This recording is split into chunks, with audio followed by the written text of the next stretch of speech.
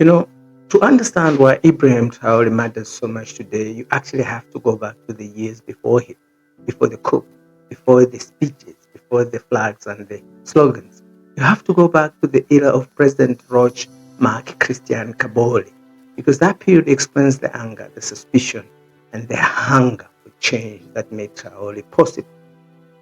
Kaboré came into power in 2015 after the fall of Blaise Compaoré. At the time, many Burkina believes a new chapter was opening, civilians rule, democracy, stability, but while the language changed, the structure stayed familiar. Burkina Faso remained deeply tied to France, economically, militarily, and politically. And this is where things get uncomfortable. Burkina Faso is one of Africa's largest gold producers.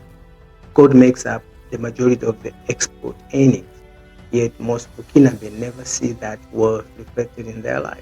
Villages near mines remain poor, infrastructure is weak, public services struggle. During Kabore's president, French companies continue to play a major role in the country's economy, not just mining, but in logistics, security, and advisory roles.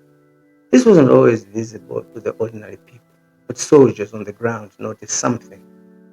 When attacks increased, when resources were stretched, when decisions seemed slow or disconnected from reality. France also maintained a military presence in the Sahel, officially to combat terrorism, Operation Barkhane, French bases, French intelligence, and French priorities. But here's the contradiction many Burkinabes struggle with. If France was there to bring security, why was insecurity getting worse? Why were attacks increasing instead of decreasing? Why were soldiers dying while foreign forces seemed untouched? This question didn't come from social media at first. They came from grief, from funerals, from displaced families, from soldiers sent into battle with limited equipment. Under Kaboré, Burkina Faso remained aligned with France diplomatically, but for many citizens, the alignment began to look less like partnership and more like dependence. And dependence always breeds resentment. Now, fast forward to the moment Ibrahim Traoré enters the picture. When Traoré and other officers took power, they didn't just remove a president, they challenged a system, one that many believe protected foreign interests more efficiently than it protects Burkinabe lives. One of the Traoré's earliest and most symbolic moves was distancing Burkina Faso from France, not quietly, publicly. French troops were asked to leave, military agreements were questioned, security cooperation was redefined. That alone sent shockwaves through Paris because Burkina Faso was never just another country, it was part of the larger Sahel strategy, a pillar. When Traore began talking about sovereignty, he wasn't only speaking politically, he was speaking economically. His government signaled a desire to review mining contracts, to increase state control, to ensure more revenue stayed inside Burkina Faso. These conversations scared investors, not because reforms is impossible, but because reforms threatens comfort, and comfort is profitable. Traore also shifted alliances, opening doors to Russia, to Turkey, to non-traditional partners.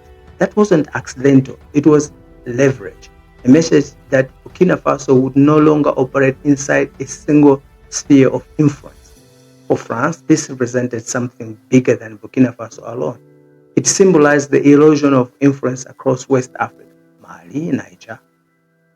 Now, Burkina Faso, a patterns scare empire. But here's the part many people miss. Traore didn't invent anti-French sentiment. He inherited it. He didn't create frustration. He gave it a voice. That's why his speeches resonate so deeply with young Africans, not because they were or they have read policy documents, but because they recognize the emotion, the tone, the refusal to sound submissive. Still, here's the hard truth.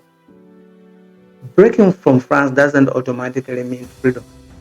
Resources, sovereignty, is complex. Security reforms takes time. New partnership comes with new risk. History is full of leaders who spoke the language of liberation and struggle with execution. Traore now carries enormous expectation. Some realistic, some dangerous, but one thing is understandable. He disrupts the silence. He forces a conversation that had been postponed for decades about who controls African wealth, who defines African security, and who truly benefits from stability.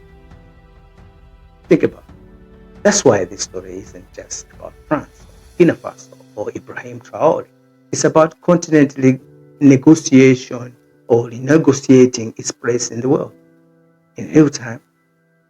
Whether that renegotiation leads to renewal or repetition, that part is still being written. Until next time, stay black, stay honest, stay real. See you in the next one.